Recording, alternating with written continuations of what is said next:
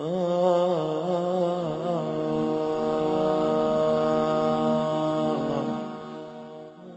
د بې پردګۍ په اړه به زه یوه بله مختصره واقعه هم درته بیان کم چې زمونږ خویندې دا یاد وساتي.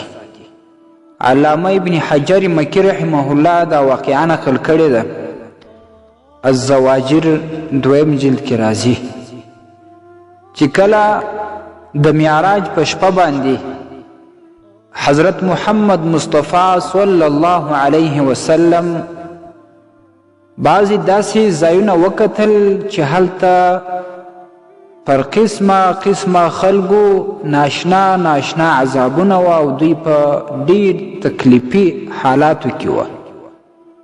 نو بیا به نبی علیه الصلاة والسلام د جبرائیل امین علیه السلام نه پوښتنه کول چې دې خلکو ته د عذاب په کم سبب ورکول کیږي، په کومه ګناه ورکول کیږي.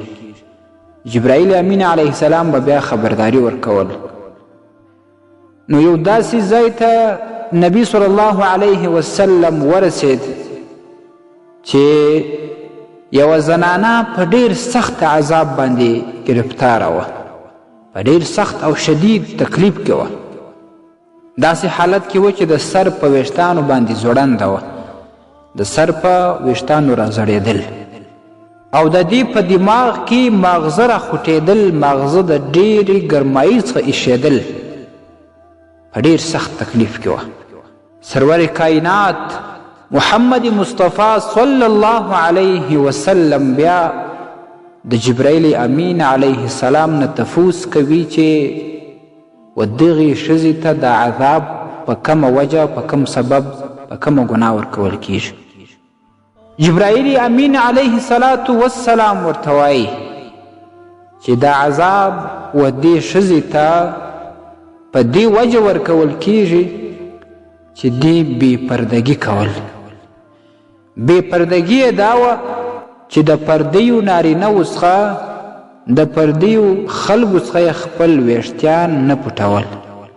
یعنې دا چې کله به د کوره په لوت سر راوتل او یا چې داسې کورونه وي چې په هغې کې نامحرم هم ورسره اوسېږي، نو د خپلو ویښتیانو یې سم حفاظت نه کوئ، ویښتیان به یې لوڅ وه، د پردو خلکو څخه یې ویښتیان نه پټول. معززو، هر سړی راسي، هر خور راسي، لږ غور او سوچ په دې واقعه کې وکړئ. دا حالت لږ خپل مخ ته ونیسئ. زمونږ او ستاسې خویندې او دا زموږ او ستاسې زنانه هغه دې خپلو ځانونو ته لږ په هنداره کې وګوري.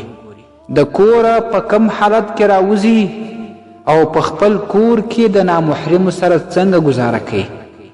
دا عذاب دې خپل مخ ته ونیسي چې دا حتما لازمي د هغه زنانو دپاره دی چې هغه خپل حیا، خپل عزت نه ساتي، بې پردګي کوي. ستاسې د اسلامي پوښتنو جوابونکی مفتی حکیم الله صابر الحنفي صاحب.